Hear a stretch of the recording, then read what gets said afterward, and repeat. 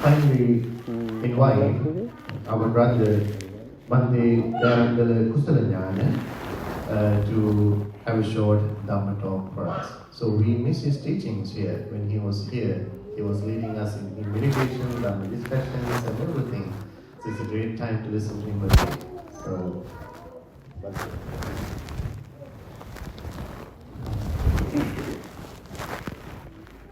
Most Venerable Bhante Mudita Nayakathira, the Chief Prelate to Canada and United States, also Most Venerable Kassapa Pandita Hamduruo, and also Venerable Sankicha Pandita Hamduruo, and all esteemed members of the Sangha who are present here this day.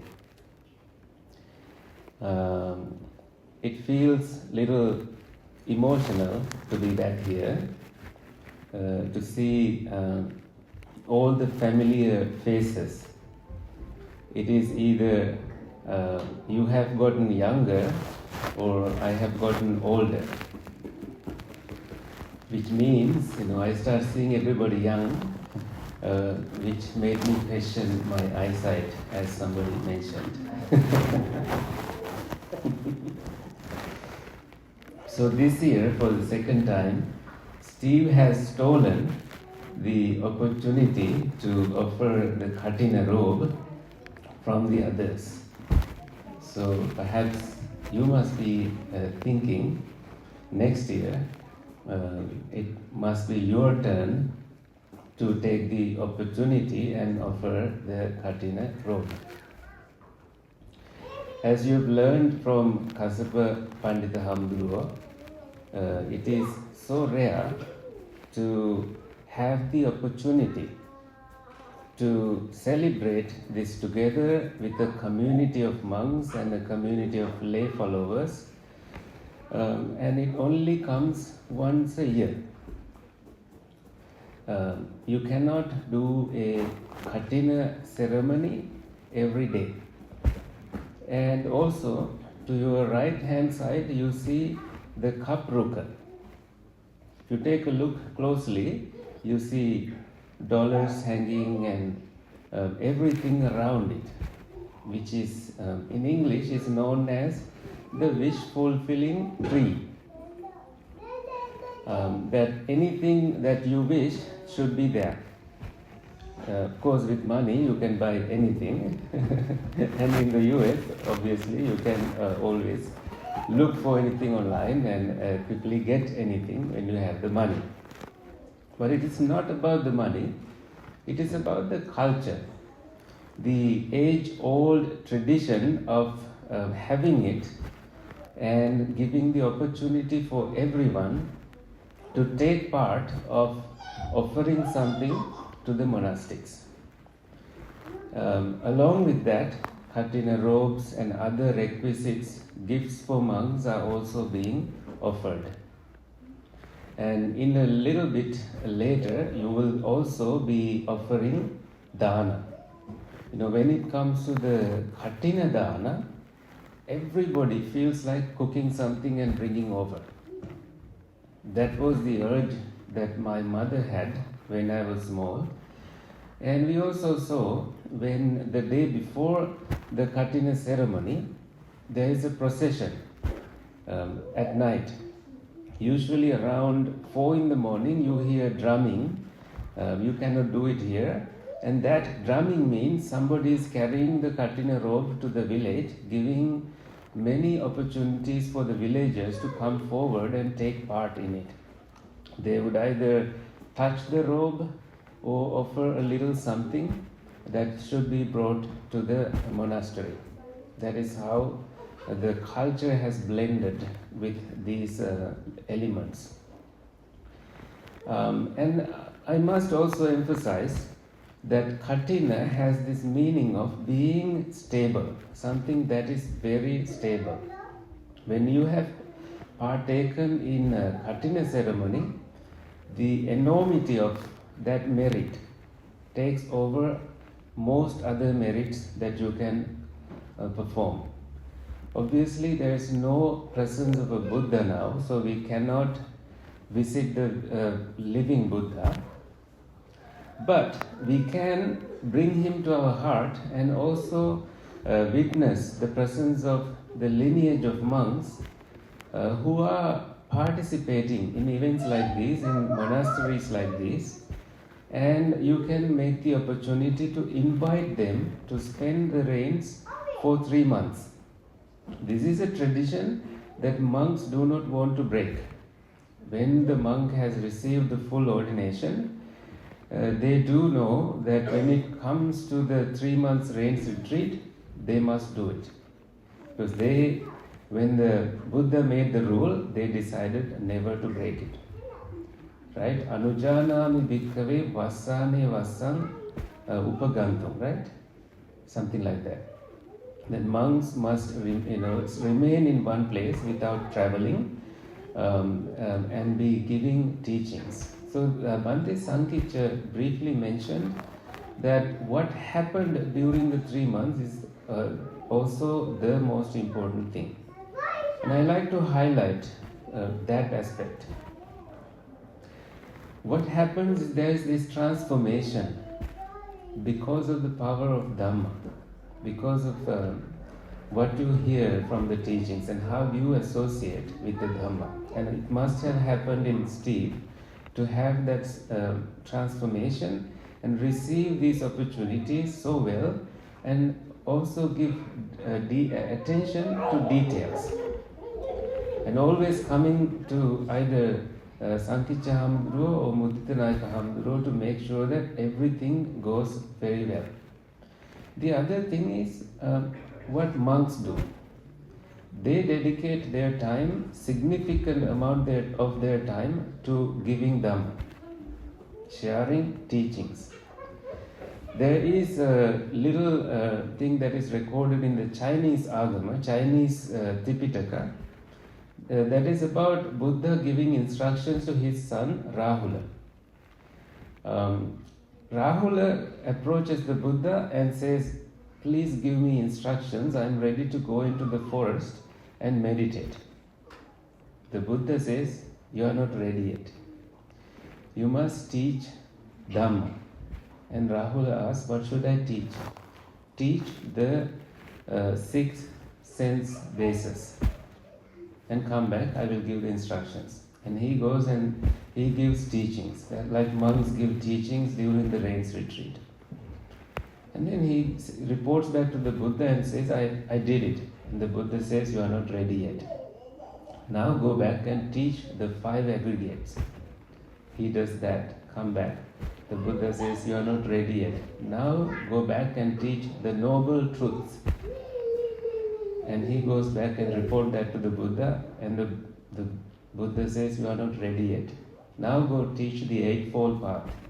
It goes on and on and on for months, testing the patience of Rahula Podihamduru, Rahula the little monk, not really little at this point, young monk. But the Buddha ultimately, when he had done so many teachings, he said, "Now you are ready to meditate. Now go into seclusion and reflect on the Dhamma that you taught." As we all know as monks, when we give teachings, from the day one, once we are ordained, we are told to give teachings, right? Sometimes we have no idea where to begin. But the moment we begin, we do understand that the teachings happen to guide us. When somebody asks a question, somehow we know the answer. And we are also surprised. How did I know the answer to that question? And there is something about the teachings doing something to the teacher. And monks went through that, thanks to you coming to the temple, listening to the teachings that were being given. I too, while I was living in Boston, I was watching these programs being given here. Beautiful, profound wisdom of the Buddha being shared. The other aspect of the monks living together, this is something the Buddha said 100% important. That is about friendship.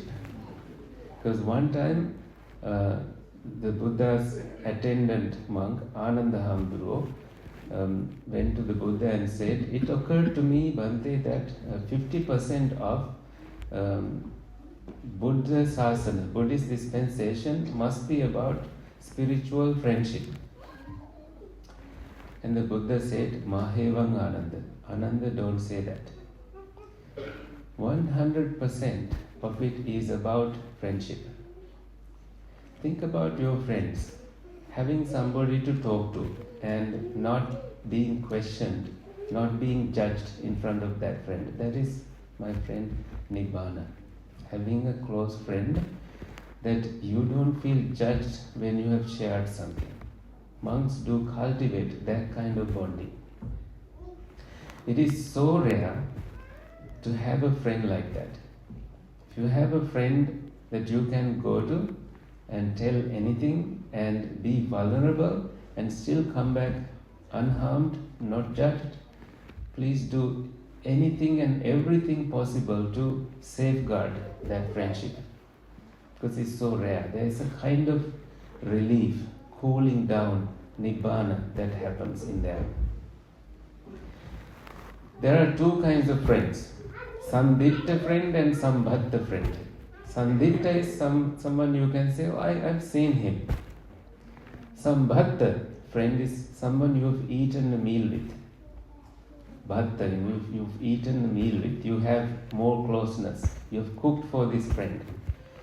Monks do always share their meals and they have that conformity, coming together all the time, watching the other, making sure there is patience being given, there is caring being given. Because the Buddha said, you have no mother, no father. If you do not look after each other, who will do that? This was the instruction of the Buddha. So monks have that bonding that happens in a season of a rains retreat, where they come together and do all the activities overseeing each other.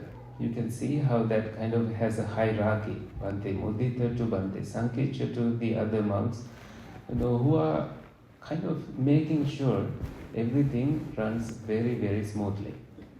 So ultimately, the bond there is knowing that you can make a mistake and still commit to your path. Friendship also has a connection with suffering. The Zen Buddhist teacher, Suzuki Roshi, said, "You suffer, I suffer, therefore we are friends." Right? How beautiful is that? Everybody has some amount of suffering they carry in their heart, weighing them time to time. We do need to see that. Existential suffering and all kinds of sufferings that we deal with. And having seen that, we need to acknowledge the fact that I must be careful verbally, my physical behavior, and also how I think about this person privately when I'm not around this person. So it's so important to come into terms with your own mind and the image that you maintain about each friend that you have. With that, when it is safe, your friend is safe in your heart. No matter what he or she is thinking, you make sure that you are caring for this person. So many people suffer mentally when they don't have somebody to talk to.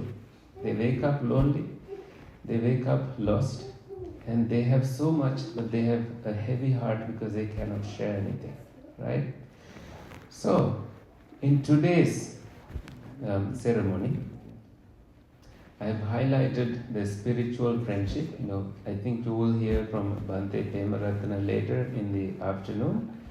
I briefly went over the significance of Kathina, friendship, and offering of the wish-fulfilling tree. And I think you must have heard many more over the months of participating in the ceremonies. And everybody who took part in this merit-making event takes so much home today. And thank you for the opportunity to participate in this as well. And it's such an honor. As Bhante Devratana always says, this is our ancestral home. And Mudita Hamdu was last year when he called and said, such and such date is the Kathina date and you must come. So no matter what plans I had, I must be here. I knew that. We all knew that. So it's wonderful to be back, wonderful to see you all. May your Dhamma wishes come true. May good things happen to you. May no harm come to you. May your wishes always be fulfilled. And thank you, Steve, for all the wonderful things that you have been doing. Sadhu.